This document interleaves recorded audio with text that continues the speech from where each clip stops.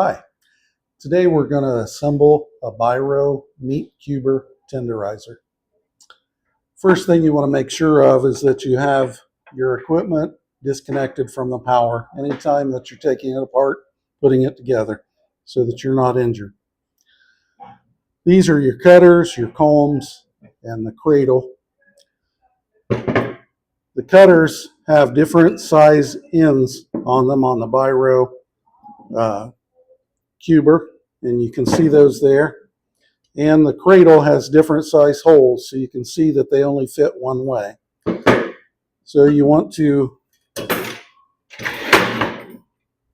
take the cutter, slide it into the hole back there, and set it into the cradle. Same way with the front one, but this time when you go to do that, you want to lift them both together so that they interlock in there and rotate freely without any noise or scraping or anything. Next thing you do is you take the combs.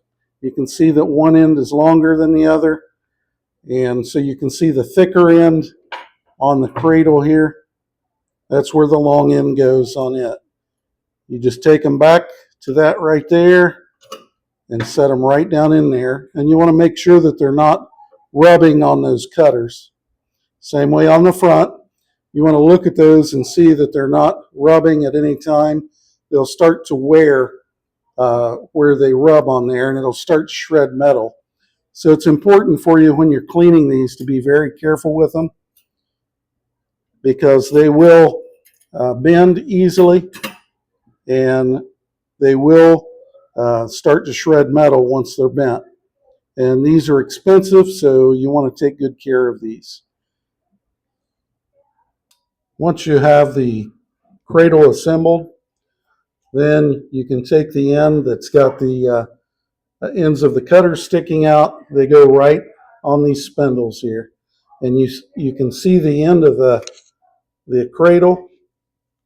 It has a hook there. It fits right on that bar.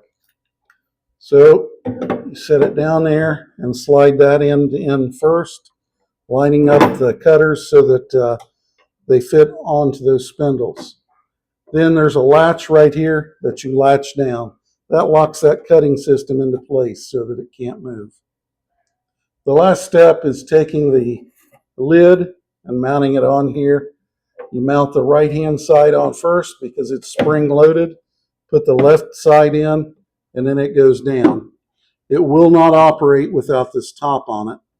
And the reason why, it's got a little magnet there and a safety switch built within it. Now I've plugged it in. You want to turn it on.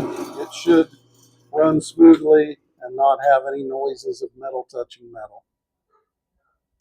This is a Biro Model Pro 9, and that's how we assemble the meat cuber.